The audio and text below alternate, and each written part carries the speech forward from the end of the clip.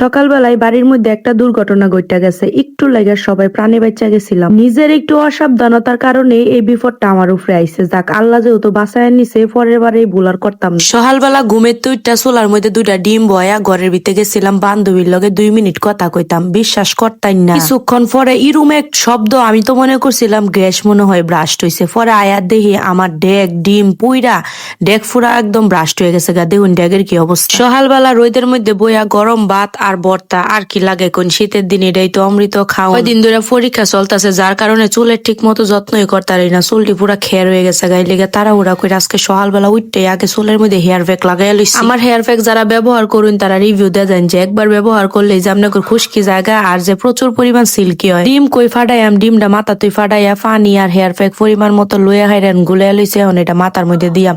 Hair pack মাথার মধ্যে দিলে কি পরিমাণ শান্তি যে লাগে। চুলটি এত পরিমাণ সিল্কি হয় মনে অক্ষণে ফালাতে স্ট্রেট করে আইছি। মাথার মধ্যে এখন হেয়ার প্যাকটা সুন্দর করে লাগাই লইতাছি। পুরা মাথার মধ্যে ভাবি সুন্দর করে লাগাই দিতেছে। ভাবি এত সুন্দর করে হেয়ার প্যাক লাগা কি কইতাম। সুন্দর বা লাগাইলে অবশ্যই সুন্দর রেজাল্ট পাওয়া যায়। মাথার মধ্যে হেয়ার প্যাক দিয়া পরে সকালের খানাটা খাইয়া লইছি। আমি এই সময় খাইছিলাম না, টেনশনে হারিয়ে কি একটা অবস্থা হয়ে গেলো। তো শখের একটা জিনিস নষ্ট হয়ে গেল।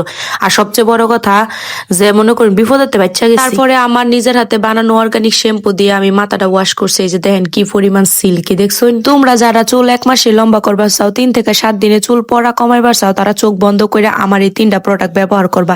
এই হেয়ার কম্বো একদিন ব্যবহার করলে বুঝতে পারবা কি পরিমাণ ভালো। 3 থেকে 7 দিন ব্যবহার করলে তোমার চুল পড়া বন্ধ হয়ে যাবে প্রায় 80%। একদিন হেয়ার প্যাকটা লাগানোর পরে দেখবা এত পরিমাণ চুল সিল্কি আর স্ট্রেট হইছে।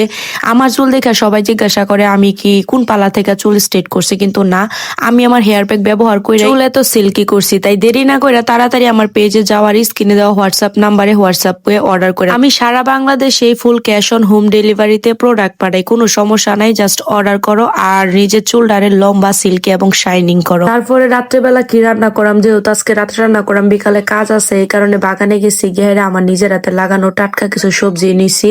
সিম নিছি, লাল সিম, মূলা। দেখো কি অবস্থা, মূলা ভাইন গেলাইছি সিরবার গেহাইরা। আমার এত পরিমাণ ঠান্ডা লাগছে।